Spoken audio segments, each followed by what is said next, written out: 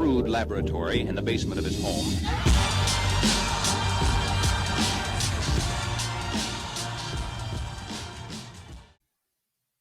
Hello, everyone, and welcome back to the show. Exciting to talk about today's topic. We're talking all about AI, and I wanted to take this moment and do an individual episode on AI. There are tons of experts that we could bring on, tons of professionals, both in the insurance industry as well as outside the insurance industry, that I want to bring in to the podcast and get their thoughts, their feedback, what they're seeing, because this is going to be the biggest question of our day. There's so much going on in the world. It is exciting. It is scary. There are things happening that are real. The economy seems crazy. And by crazy, I don't trust it. I know some indicators are pointing up, but if you buy your own groceries, it certainly doesn't feel like things are going well. There's wars. There's nonsensical political issues. We have an election coming up, which means everyone is going to hate each other pretty soon. And all of that is very real, and not to mention just the day-to-day stuff of living your life and your mental health and your physical fitness. And then you throw in this idea into business of artificial intelligence, of AI. And I think what I am seeing from most of the people I talk to is really, it's a two-outcome result. They are either in it, digging in, grabbing it with both hands, trying to integrate it into their lives, into their business, figuring out how they can leverage AI to more efficiently run their business or grow their business, etc. Or they're just pretending like AI doesn't exist. And it feels overwhelming, and it feels maybe like a fad. And I think one of those is right. But what I actually think the answer is somewhere in the middle. And that's what I really want to talk about. I want to talk about what is real, what isn't from my perspective. I have spent an extraordinary amount of time researching these tools, playing with these tools. If you follow me on social media, you listen to the podcast, you've seen the videos I've done. You've probably seen some of the stuff I've done just around AI and content creation. If you follow along with Rogue Risk, then you see that we recently did a press release around launching the insurance industry's first commercial insurance search engine. We're going to talk a little bit about that. That is driven by artificial intelligence, and I'll explain exactly what that means.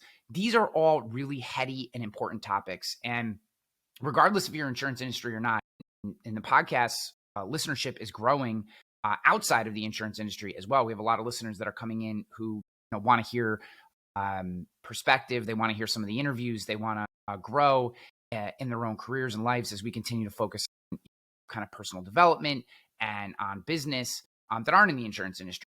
And frankly, I'm going to continue to move the podcast away from insurance specific. And the reason for that is there are about 10 bazillion insurance specific podcasts that exist in the world now. When I first started podcasting back in 2012, it really was just me. And then Jason Cass started his podcast. And then, there were a couple hours. There was a time when I remember there was like 6 podcasts that talked to the insurance industry. Now there's probably 600. It's crazy. And really, most of them do a better job of getting into the nitty gritty of the insurance industry than I do. Because frankly, and you guys know this about me, like I love the insurance industry. This is my business. This is where I'll be forever in terms of running a business. But where I think I can add more value to you guys is in broader concepts, business concepts, personal development concepts, mental health concepts, physical health concepts. These are the things that I've found as I've grown as a leader and as a professional that really impact a business. We could talk insurance tactics. We could talk markets. Frankly, guys, you should be figuring that stuff out on your own, in my opinion. Everything I know in those spaces, I learned from either talking to other people that I respect, trust, and adore, or I have figured it out myself by doing the work. When I see organizations fall apart, it is almost never because of tactics. Frankly, I don't know an insurance organization, be they an agency, a consultancy, a carrier, a vendor. It's never because of the tactics. So frankly, I don't want to talk about tactics. I'm happy to answer questions. If you want to hit me up in comments, if you're watching this on YouTube, go in the comments. If you want to ask me questions about tactics, do it in the comments. Connect with me on Instagram, Ryan_Hanley on Instagram. I spend a lot of time on Instagram now. I just find it's a great way to connect. It's very easy. It's a visual, it combines visual, video, audio, and text in a way that makes it very easy to communicate. You can communicate in small bites. So I do a lot of that there. If you have questions about specific tactics, then hit me up in those spaces. Leave those questions in the comments. I don't really want to spend a tremendous amount of time here on the podcast, whether you're listening to this in the audio version or we've recently re-released the show on video on YouTube. So if you enjoy watching or you do want to ask a question specific to the show, probably YouTube channel is the best way to do that. So you can head over to YouTube, just search my name. You'll find the show. I'll also have it linked up in the show notes as well there. So if you're watching on YouTube, please subscribe. If you're listening and you want to watch, subscribe or ask a question, please do that over there as we continue to grow the YouTube channel. And the other piece to this is, there is absolutely a reckoning coming in AI, but I want to use this as a crux to talk through really any new technology as well. So that's what this show is going to be about today. Hope you enjoy it. We're going to get into the meat and potatoes here in a second. But as I mentioned, YouTube, we're now on YouTube. So subscribe on YouTube. Would love that if you like to watch the show. It's also probably the best place to leave comments because I get notifications and I go in, I try to answer every comment that I get. We're kind of re-releasing, did a lot on YouTube for a while and then took a break. And now we're re-releasing the show there and we'll continue to do so. Have a new series coming out. So you're listening to this, depending on when you listen to it. We have a new series. So we're going to start launching 2 shows a week. One is going to be back to interviews, long form interviews, 45 minutes, an hour plus, in some cases, depending on the guest. Those will come out on Thursdays. That'll be kind of the classic format of the show. And then I'm releasing a new series, which will come out on Mondays called the Monday Mindset, which if you've listened to the show for any amount of time, you know that mindset, mental models, philosophy, these kind of things are just like sex to me. I love them. And I try to integrate them in my life because in my own journey, I found that I need tools. I need mental tools, mental mindsets. I need these things to operate in the world in a constructive way and in the most highly productive way that I can, not just in productivity in terms of pure output through business, but in my relationships. I want to be productive in my relationships, both my romantic relationship that I have, as well as my relationship with my children. I have an ex-spouse now. I want to have a productive relationship with her. I want to be productive with my friends. I want to be productive with my peers in the industry. I want to have productive relationships with the other members of my organization, my team members, as well as our parent company, SIA, which is now, approaching 300 people. There's tons of new departments, tons of new initiatives there, which is really exciting. And I want to be a part of that and be a productive member of that team, as well as the industry as a whole. And and to do that, we can't just be blundering around, bouncing into things, hoping that we have a good interaction. We need to think through how we interact with the world. We need to think through how we want to present ourselves, which pieces of us seem to fit who we are, and which pieces need to be worked on. And I consider them tools. I literally visualize them as tools in my tool belt, and I will bring some of these concepts out, some of these ideas out when necessary. And I want to share those with you because that nerdy journey has been incredible for me. I feel as close to who I am as a person, as close to who I was when I was a kid, in terms of the pure version of myself, obviously, hopefully slightly more mature, although not in all cases. I want to deliver those concepts to you, and those are going to come out on Monday. So if you want to subscribe to the YouTube channel, you can do that. The other thing too is, guys, a week from now, this show will no longer be on the main feed of Agency Intelligence. I'm removing the show from the main feed of Agency Intelligence, mostly for just kind of being more myself. I have loved being part of the Agency Intelligence Network. It literally has nothing to do with Cassler's team. They've been phenomenal. They've been an integral part of this podcast continuing to exist through the really tumultuous times of Rogue Risk when I really didn't have any more bandwidth than to simply send them a show, and they took care of so much of it. I couldn't be more thankful or happy or appreciative of Cass and his team for what they've done for me in the show. But just for my own reasons, I want to take it back and have it all in-house is really it's another test. I have a virtual assistant now who is helping me, and I want to start to create systems and processes that are completely inside my control that I can test all kinds of things on the fly and get immediate and real feedback from that individual, and that I can see in numbers, etc. Because all of this stuff, obviously I love doing the show and I want to grow it because it's a big part of my life and what makes me happy. But I also take all these lessons that I learn on the personal side of this show, that I do here on the Ryan Hanley show, that I do in my social media. I take the things that work there and I apply them to Rogue Risk. So, I think a lot of people see me being very, very active on social media and doing the podcast and all these different things. And maybe they think, well, geez, what's going on? Why isn't he focused on Rogue Risk? I focus on Rogue Risk all the time. I spend way too much time thinking about Rogue Risk, to be honest with you. And we're growing and things are great, and happy to share some of that as we go in whatever capacity that's interesting. But this is my testing ground. This is my proving ground. This is where I figure out, does turning a quote graphic on Instagram from just a framed image into a 7-second video with maybe a little music behind it, does that amplify its reach? Does that help us get to more people? And if it does or it doesn't, etc., I take that learnings, I package it up, and then I go and I talk to my head of marketing, Ryan Gifford, and he and I will then strategize, how do we then implement these things into Rogue's risk strategy so that we're not testing in Rogue Risk. I don't necessarily want to do all the testing, because if you look through my social feeds, you'll see I try all kinds of different things, and some of them work, some of them don't. I don't want that to be Rogue, right? Rogue should be the things that work. They should be the learnings that I get from what I'm doing on the personal side, taking those learnings and applying them to Rogue Risk.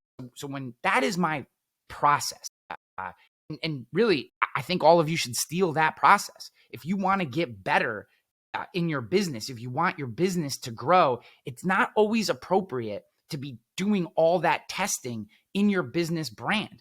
Use your personal profile. Create a new profile, maybe create a faceless profile. Get a profile just around some kind of brand and test all kinds of stuff and see what works and what doesn't. And the things that work, take them, figure out how to apply them to your business, regardless if that's insurance or otherwise. So the business is always operating in a place that is a good representation of your brand, that's on point, that is using tactics, strategies, tools, etc., that amplify it, and you're not wasting time in the business doing testing. You're testing in another platform.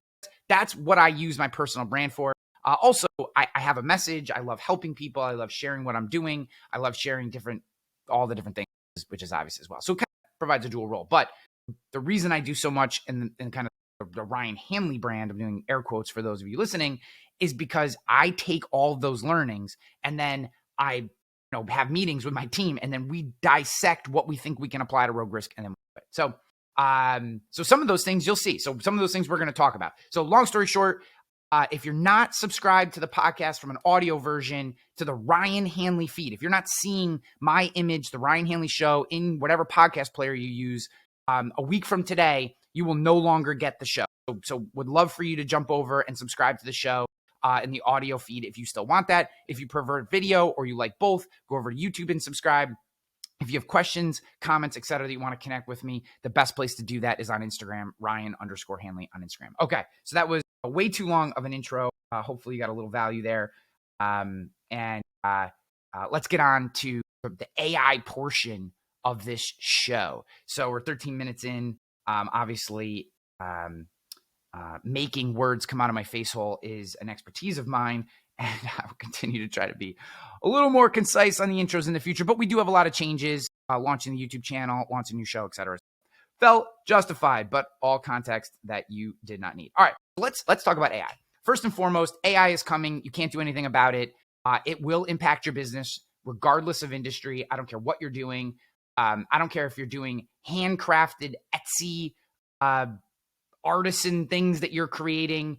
There will be individuals from God knows where creating 3D printed versions that compete against you. If you're in insurance, this is absolutely going to have an impact on us. I am seeing that already day to day. I think Rogue is way out ahead of it. I plan to continue to be way out ahead of it. And we'll talk about that as well, both pros and cons. And regardless, though, if you're in knowledge creation, if you're in event planning, if you're in D2C products, if you're in a small business, a local Main Street small business. It does not matter what industry you are in. AI is coming and it is going to have an impact. I think there are varying degrees of impact. I think there are certain industries that will have a delayed impact. There are certain industries that are being impacted already today in a major way. But you cannot get around this. There is no denying that this is happening. If you don't believe in it, understand that you are wrong. It doesn't mean you have to like AI. It doesn't mean that you have to use AI. But to pretend that somehow you are insulated from AI is absolutely incorrect. You are creating a blind spot for your business, for your life, for your potential income, and there are individuals who are coming for you if that's the case. So really, I don't want to go too much more into that, but I have, like I've said at the very beginning, I've spent a tremendous amount of time over the last 6 months, in particular, in AI, in the tools. I'm going to give you some resources that you can do your own research on this as well, but there is no denying this is coming. This is not a fad.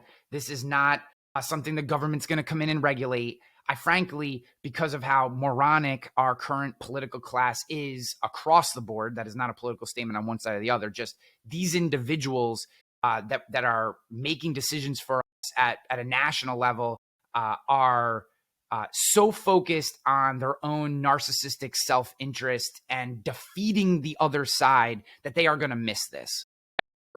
We're talking about things and having conversations about things that are so incredibly nonsensical and so off of the basis of what this country was founded on that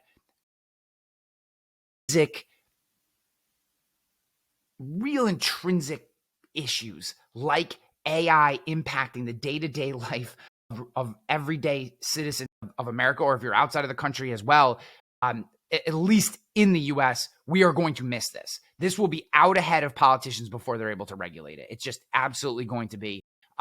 You hear these little rumblings, but frankly, if I'm going to put my tinfoil hat, my kind of conspiracy hat on, I don't think that our national politicians want to curb AI. I think they want to use it for themselves, and I'm sure that's how they will probably frame this. You can take that for what it is. I just do not see the pace of AI and its integration into our lives being able to be regulated by the current C students in our national political class. It just, to me, they want to talk about things that are so incredibly nonsensical that the real issues tend to get dropped on the floor because, God forbid, you take a stance on something that may actually matter, because then you might not be elected again, it's just a job for these people. So, that being set aside, again, not right or left, it's across the board. I think AI is going to get out ahead, and if you're hoping that the government regulates it so that you can stay in business, I think that's another blind spot that you're creating for yourself. So that is my current take on AI in terms of whether or not this is real, whether it's just a trend or a fad, or whether this is real. Absolutely, positively, unequivocally real. Coming like a freight train. You cannot stop it. You can make decisions. That doesn't mean your decision has to be to fully embrace it. That's not what I'm saying. And I want to address that actually towards the end of the show. We're going to address whether this is good or not, whether fully embracing AI is something you should or shouldn't do. I actually have some opinions you might be surprised on there, but this is coming. Can't deny it. Absolutely, positively coming. If you disagree, then I would leave it in the comments on the YouTube channel. Guys, this is such a polarizing topic for a lot of people.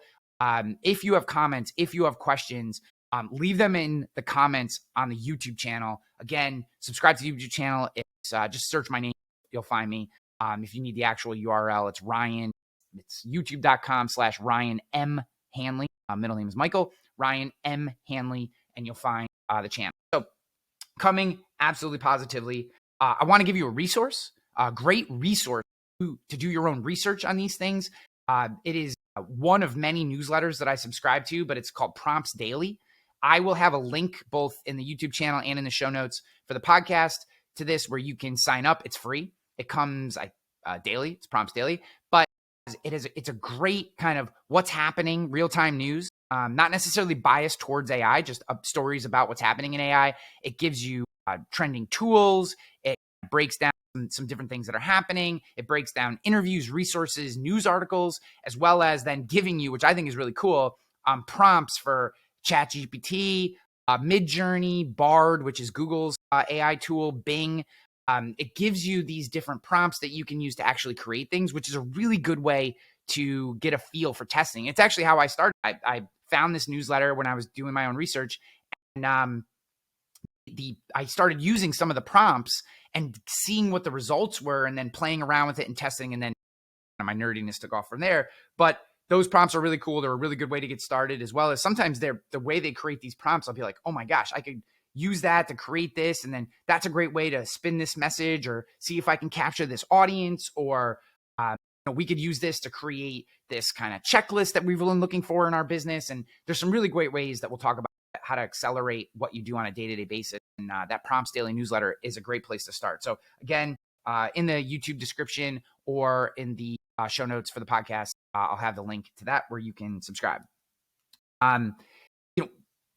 Getting into my philosophy on AI. So I believe that humans are an incredibly important part of business. And Andy Frisella, who is just, in my opinion, a national treasure. Some people, to me, more of the weak-minded individuals that exist out there don't like him because he curses. It's hard for me to accept adults who are offended by curse words. I get it. You don't have to use them. You don't have to love them. But to be offended by curse words, to me, is immature. And to me, it's a weak-minded way of viewing the world. Again, it doesn't mean you have to like them. I'm not saying you can't like them. You have autonomy. You have personal agency. You don't have to use them. You don't have to like them. But to be offended and to not accept a resource or a vein of thought or an idea stream from an individual because they curse, to me, it's small-minded. Andy Frisella has a tremendous podcast. He's also the founder of First Form Fitness, as well as a whole myriad of other businesses. He runs a membership group called RHS, which actually I subscribe to. It's monthly calls and whatever. Absolutely tremendous for business. But Andy is incredibly anti-AI.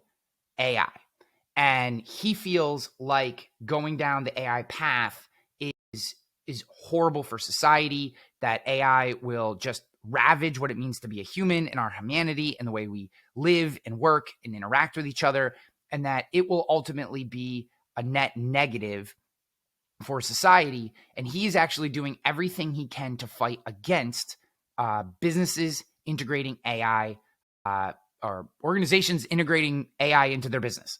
And I hear that. There is a part of me that agrees with him. Now, however, like all things that Andy does, he tends to be very draconian. And while I understand and agree with his sentiment in part, I disagree that AI used to the benefit of the humans is going to be a net negative. There are, I think, and I've even seen this in my own work. I've seen AI allow me to expand my mind, allow me to expand my ability to articulate certain messages, allow me to hone certain skills, allow me to express creativity in a way that I haven't expressed before. And I found them to be incredibly positive. That being said, I think what Andy's true message is that he sees at some point AI basically replacing everything we do and humans losing the thing that makes us so special, which is our craziness, our weirdness, our oddities, the imperfections that make humans who we are. AI smooths those rough edges. And that, to me, I think there's a lot of validity to that. I think there is an incredible amount of validity to that. And this is where we have to walk this line. This is where I've put a lot of thinking in. Actually, before I recorded this episode, I just went for a ruck walk. I do 40-pound ruck walks, usually for 45 minutes to an hour a day. And I was thinking about this kind of polarized concept of, if we even put our toe in the AI bucket, is that too much, right? Which would be Andy's position. as of the recording of this show. He actually just talked about it on one of his recent episodes. And I struggle with that. I struggle with that because of my own personal experience. I struggle with that for my own business, looking at my own business life. I struggle with that looking at how I'm able to produce this podcast and distribute this podcast in a way that is actually affordable for me and suits the time. Like I have this show. I want to get it out. I want to put it in front of people. I want to share these ideas, these things I've learned. I want to share interviews from people that I know that I think are going to help you, the audience, grow individually, be entertained, hopefully as well. And in today's world, in the way the internet works, in the way our time is, I'm also a dad. I also bought a house, or technically I'm closing on the house as of the day that I'm recording this show. And how do I get that done if I don't use tools that allow me to leverage a shorter amount of time with a massively increased amount of efficiency and productivity, right? Like, I understand that for someone who owns a large company, who has money that they can put into a production team, a producer, a video editor, a social media manager, a co-host, etc., that producing content and sharing those ideas and spreading them in a meaningful and professional way is a reality. But for me, who basically up until very recently operated as a single individual, and I basically have a VA that works for me 20 hours a week now, and we're really just getting started. But like, this show and what I want to do with this show and the value I want to bring to you would not happen without some of the tools that we're going to discuss here in a few minutes. It just simply would not happen. I would not be able to dedicate the time. I would not be able to do the research necessary, right?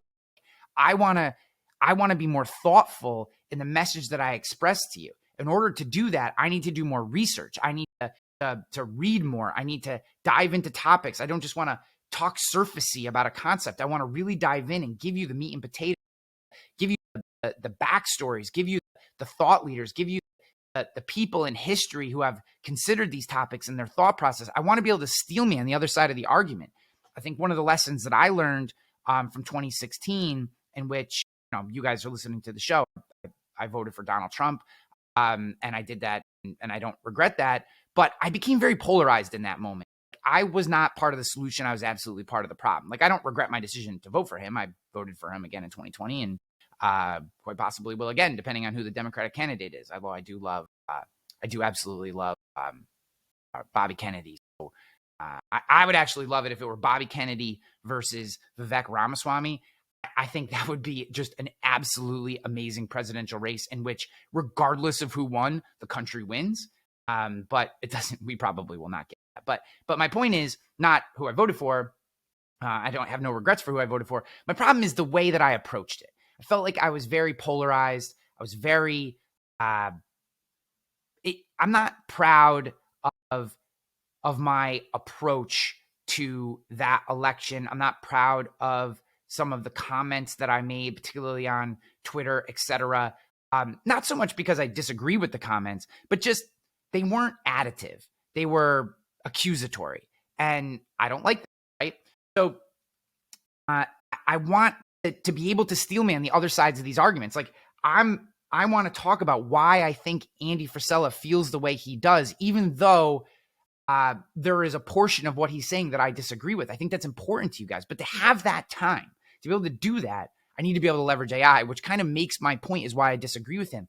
I think that yes, humans are the most important thing. We don't, in a narcissistic, hedonistic, selfish world, is full-blown, full-tilt AI the best way to go? Abso-freaking-lutely. It absolutely is.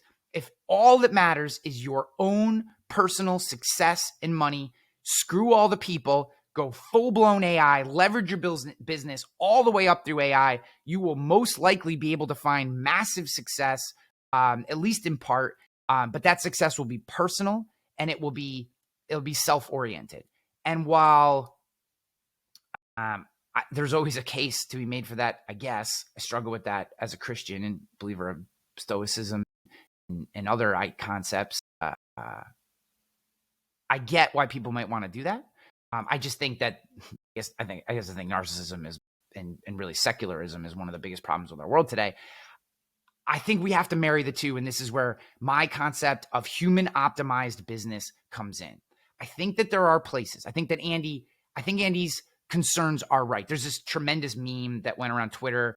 There's a whole bunch of different versions of it where basically they take like buildings from the 1500s that are beautiful, these majestic and thought out, and you think of these people chiseling with archaic tools and making these amazing buildings and structures that are just you regardless of taste, you can't deny the beauty of these structures. And then you look at the buildings that we made in the 70s and you're like, it makes you want to shoot yourself in the face.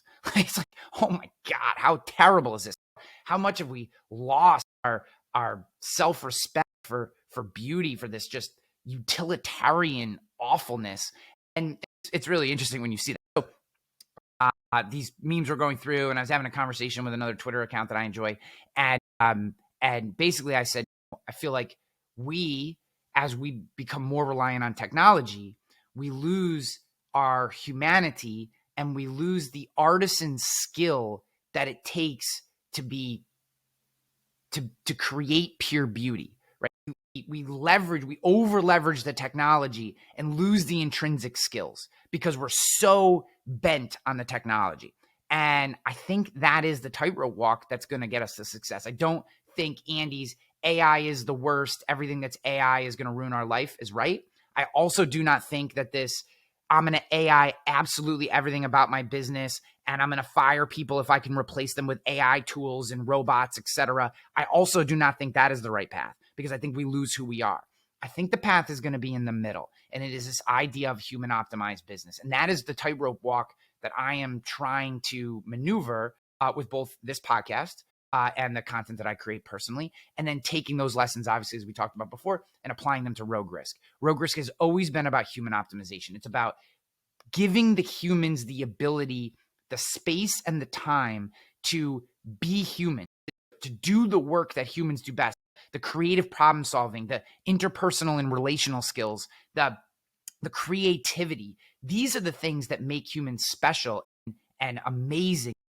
The weirdness, the craziness, the wackiness, the ideas that come out of nowhere, the moments of inspiration, the moments of love and connection and caring and compassion. This is what makes us so special. And I think India is right to want to preserve those things. But I don't think that we can continue to do that in our current world if we are not optimizing those humans with certain tools. And that is my philosophy on AI, so that you have it. Where am I missing here? I guess I never like to be fully on one side or the other of an argument because everything in my life has taught me that the truth and the best path is always usually somewhere in the middle on most of these types of conversations. And that all being said, I believe in the humans so much. I believe in what we can do. And I think we need to get back to, I think we need to start to build more space into our life for doing things with our hands, being part of nature. Tucker Carlson did this amazing interview with Russell Brand. You can probably Google it here, or Google it, yes, but find it on YouTube if you're listening on YouTube. I'm not sure where Russell Brand's audio podcast is anymore. I usually watch him on YouTube. They had this amazing, and Tucker Carlson is a huge nature guy. He has, I think he lives possibly in Maine, but he's this enormous nature guy. And he was talking about how the way the world is moving so fast, etc. He still believes in taking these long walks with his dogs and his wife and through the woods, and he believes in curating his yard and really getting his hands into and trying to bring beauty out in a very manual fashion so that you can reconnect with nature and the world and other individuals. And I think that we have to build that space and time in. But with the fast-paced nature of our business, it feels like to me there also needs to be a portion of us that is able to and believes in leveraging the tools that I'm about to talk about. So, I would love your comments on this. I would love your thoughts on this. Where do you fall on these topics? Where do you fall on this particular concept of human optimization and using tools? Do you think Andy Frisella is right? Do you think the pro AI, everything part of our world, that class of individual, that class of business professional is correct? Where do you fall on this topic? What have you seen? What have you experienced personally? Leave it in the comments on YouTube. Again, as I've said, that's the best place to do that. All right. So all that being said, which you probably came to this podcast, we're 34 minutes in, for tools. So let's talk about tools. I said I wasn't talking about tactics, but no, none of us are perfect. Let's talk about tools. So what tools are we using at Rogue? What tools am I using personally? I'm going to give you a few that I think are worth checking out. I have probably vetted at this point 100 plus tools, at least. Probably worked through 100 plus tools in different versions. Some of them are immediately crap. Like as soon as you get in there, you're like, nah, this ain't no good. Some of them are mind blowing in terms of their ability to amplify what you're doing. Let's see. Let's start at the one that broke the ceiling, the AI glass ceiling,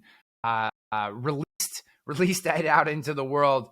ChatGPT, particularly ChatGPT 4. If you're using 3.5, that's fine, but paying the $20 a month for ChatGPT 4 is absolutely positively worth it. I find that its ability to help you do things like build outlines, build checklists, write little ditties, create headlines for posts, help you do research. ChatGPT, I think, is still limited in its indexing up till sometime in 2021 is my understanding. So anything that's been 2021 post, you'll have to use a different resource, which I'm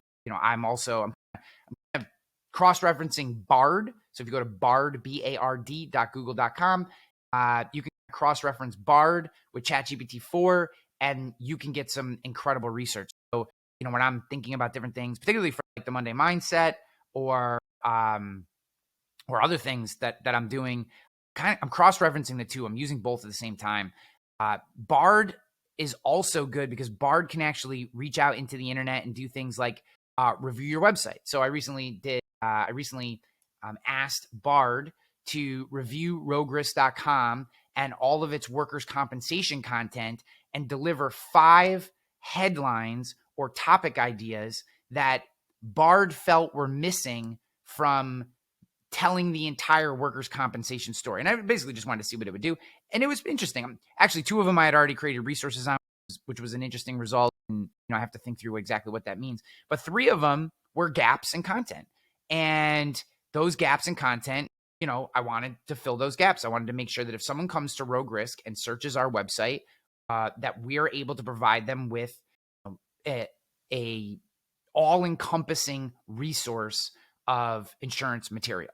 And that was a wonderful use case. Like I said, I also use Bard for researching different studies, like professional research, like academic research.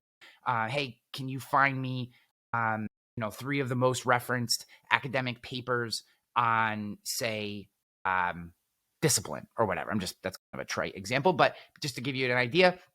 And it'll come back with different professors or academics who've written these papers, and then I'll use that as a jump off point to review those ideas. So just to give you an idea of how I'm using them, they are incredibly useful. They're kind of the baseline.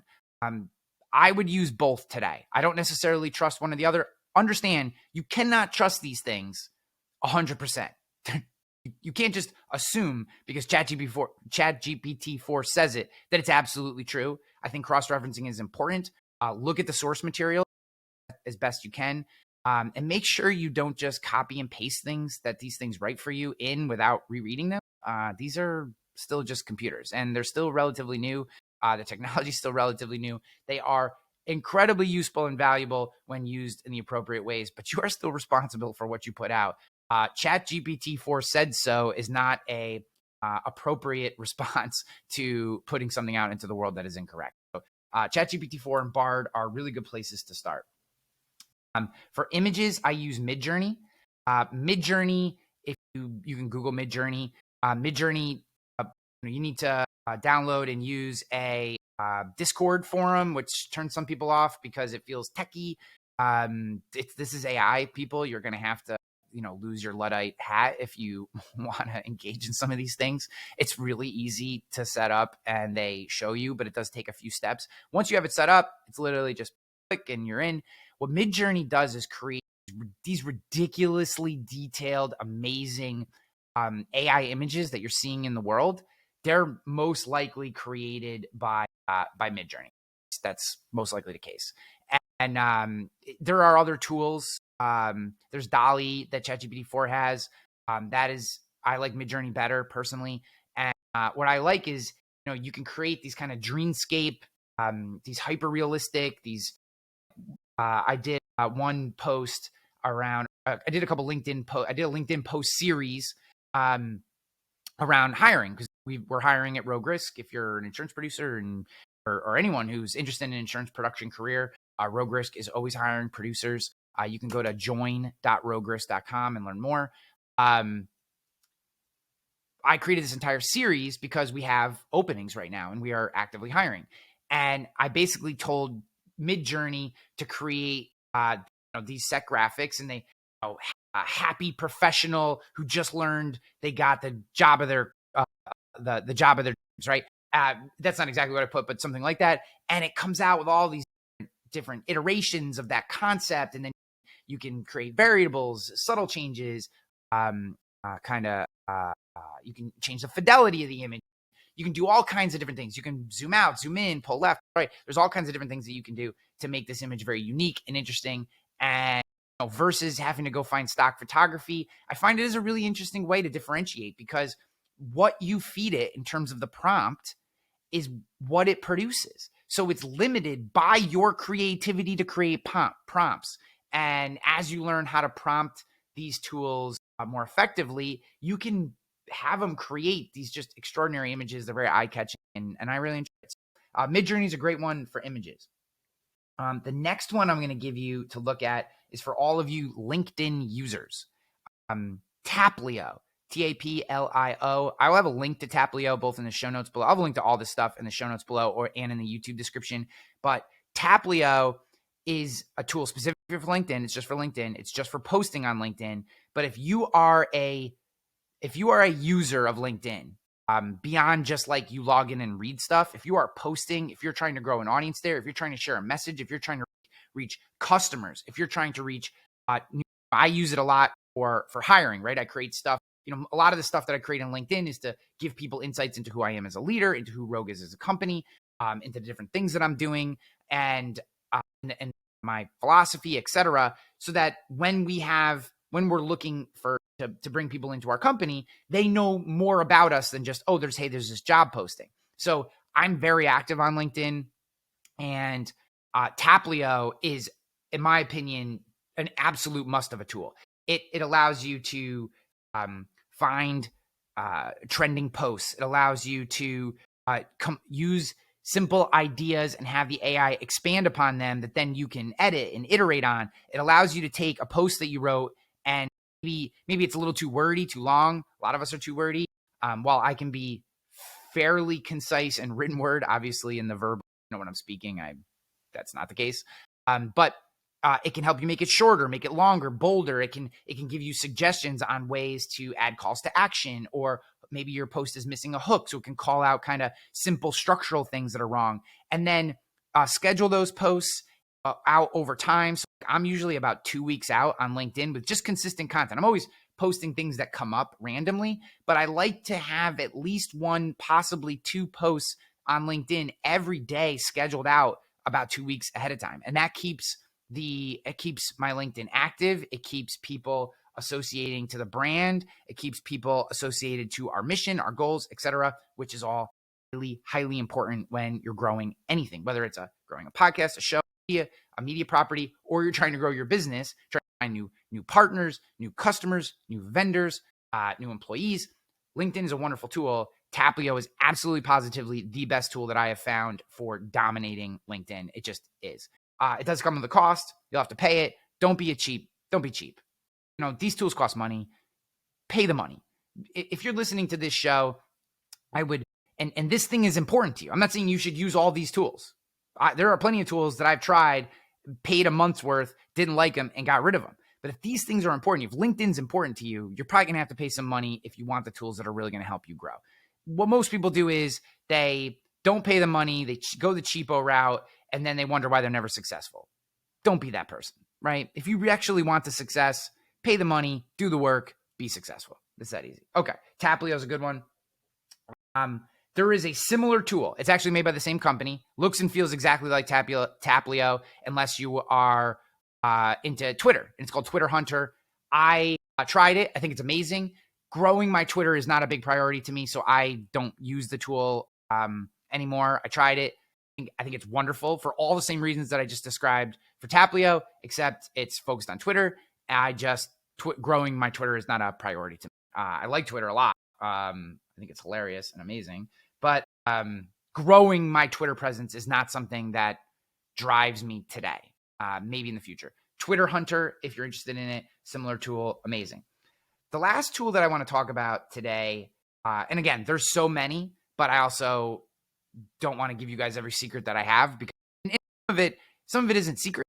Some of it is I'm just not sold on a tool yet. I may be using it, trying it, testing it. I'm not 100% sold. The things that I am sharing with you right now, I am completely and utterly sold on. The last thing, and you can go to roguerisk.com, and one of the top level menu items is answers. Click on that button and you'll be able to test exactly what I'm telling you. The tool is wonderchat.ai. I'll have a link, again, show notes, description, etc. WonderChat is a chatbot, an AI chatbot. It is incredibly inexpensive. I think it's like $99 a month. But what it does is it uses ChatGPT 4's AI methodology, tools, etc. Again, I'm not a coding engineering expert on AI, but it uses ChatGPT 4, but it only returns results based on the information you feed it, your data set. So it can do things like scan your website. You can feed it PDFs. You can feed it, all different kinds of documents, and it will only return results based on what you feed it. So what we've done is we've had this tool scan our website. We have 500 pieces of content or something like that. And it's returning results to our users in terms of answers. Now, you also get to craft its personality. So we've called it Martha, our quantum concierge, which I think is just cheeky and fun. And I used Midjourney to create an image of Martha, which is like the icon. And then you basically craft Wonder Chat's personality. And I don't want Wonder Chat. So things like never give coverage recommendations, never guarantee pricing or anything. I will allow it to offer potential ranges of pricing, but we're never guaranteeing anything, et cetera, because everyone who's listening to this is in the insurance industry go, what about the errors and omissions concern? We're working on that, but that's how we use it. It's the same thing as you create content, and when it's you talking, you never talk in guarantees, you never talk in specifics.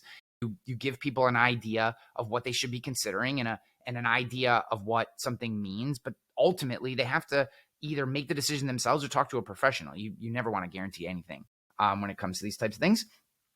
And then this tool will say at a certain point in the conversation may say, hey, do you want to talk to a licensed professional? Here's our phone number. They will also recommend our kind of get a quote page, which is quote.roguerisk.com. So it'll recommend that. And what's really interesting is we've only had the tool up for 2 weeks. We've gotten over 200 chats, and 31 people have clicked get a quote and gone over to the quote page and contacted us. So consumers are using this, and the questions are amazing, and they're all over the board. And we're using this as another way to see what questions people are asking that we don't have answers for. And then we're going out, creating that content, uploading it, letting the tool index it, and then delivering it. And this is the very first commercial insurance search engine. You can use this tool to search items on commercial insurance in a way that is specific only to commercial insurance and is written in real language. Because that's really what we do at Rogue, is we take these these very technical and professional concepts, and we distill them down into language that, everyday business owners who aren't insurance professionals, nor should they be, can use. That's really a big part of our business, is education and trying to speak the language of our customers. So this is a wonderful tool. And I see it as a way to just add incredible value to our customers. People log in at midnight. They have questions, right? They see something. They have a question about their business. They now can get an answer that we believe in because it's on our site. They can get that answer back to them, right? We obviously don't want to be guaranteeing anything. We don't want to be, it's not a a comparative rater. We're not going out and pulling rates. That's not the point. The point is education and information, and then directionally pointing them to the individuals that are licensed on our team who can really break that down and help service their needs if possible, right? That's the goal. Here's the really cool part. We are now taking that technology and pointing it inward. We're creating another chatbot that is basically going to be a reference guide for our internal team, our best practices, how we want to do certain things. If people have a question about certain scenarios that come up and they're not sure how they should address them, all that is now being fed into an internal separate chatbot, which will be specific and only seen by our team. This allows you as a leader to craft a resource that is real time, that you don't constantly have to be deluged with questions that are repeatably answerable, right? So there are certain questions that you get that you really need to dive into, right? They're problems and you need to use your expertise and your experience to solve. But what was really interesting about this AI is you can deliver it a piece of information, right? It could be a PDF. You could do a talk to text, export it into a PDF, upload it. It doesn't have to be completely well written. The chatbot is going to dissect the information and then deliver it in a way that is digestible for the individual. So you don't have to, this doesn't have to be some perfectly curated thing if it is accurate to what you believe and what you want. And you could even take your cell phone, talk to text, talk the exactly what you want to say, what maybe walk through a certain process or talk through a certain procedure or methodology or cultural belief or whatever, particularly to your organization, and then have it maybe transcribed by any given services. You could use rev.com if you want. There's tons of these though.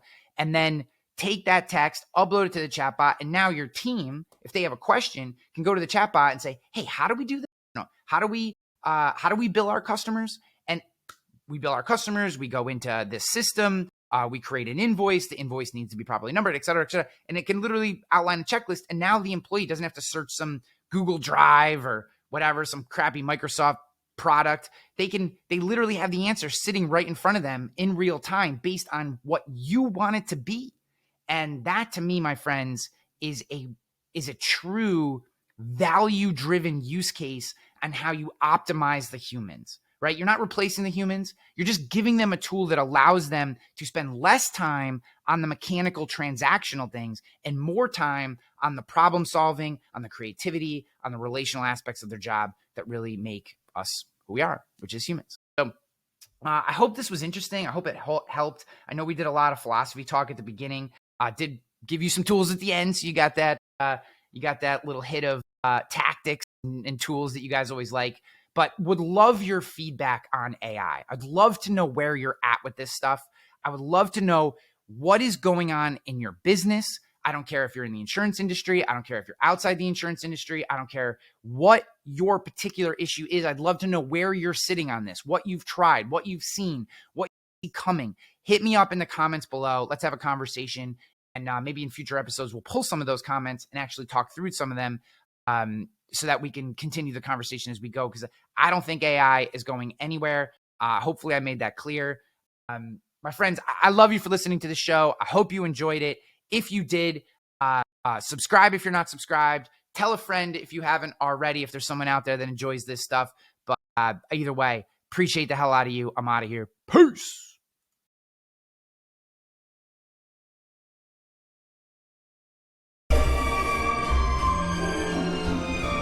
I'm going to Shaboom's!